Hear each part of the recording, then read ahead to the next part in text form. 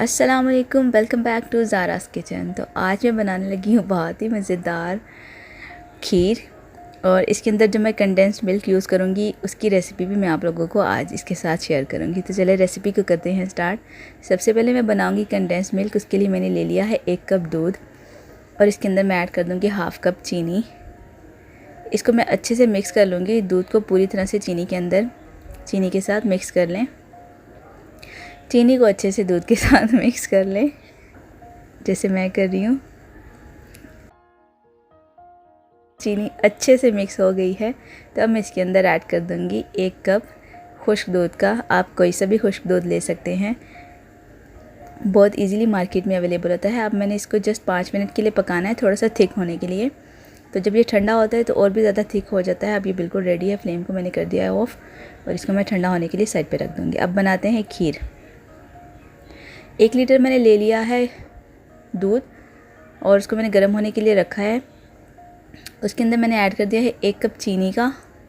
चीनी को मैंने अच्छे से मिक्स करने के बाद इसके अंदर ऐड कर दी हैं बॉइल्ड राइस 1 कप। राइस को मैंने जस्ट ऐसे प्लेन बॉईल किया है, बिना उसके अंदर कुछ डाले। तो अब इसको मैं 10 से 12 मिनट के लिए कुक करूँगी, ताकि चावल और दूध जो हैं वो अच्छे से आपस में मिक्स हो जाएं। और थोड़ी थोड़ी देर के बाद आप इसको मिक्स करते रहें, ताकि खीर जो है वो नीचे ना लग जाए। तो अब मैं इसके अंदर ऐड कर दूँगी हाफ़ कप जो मैंने कंडेंस मिल्क बनाया था उसका। साथ साथ आप मिक्स करते जाएं और साथ साथ इसको ऐड करते जाएं।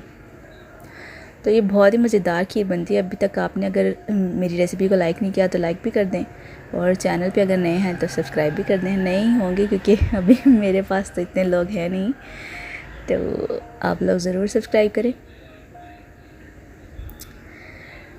तो अब मैं इसको बस जस्ट 5 मिनट के लिए कुक करूँगी खीर के साथ। इसे चम्मच को हिलाते हुए आपने इसको कुक करना है। खीर का एक यही इशू होता है कि इसको आपने साथ साथ चम्मच ज़रूर चलाना होता है।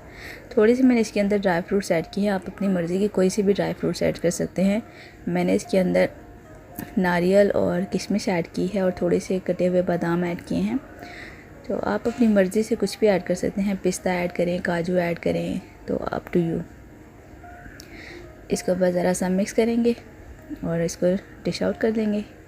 गार्निशिंग के लिए मैंने बादाम यूज़ किए हैं। बादाम को कट करके आप गार्निश करें, तो मज़ेदार खीर बन के रेडी है।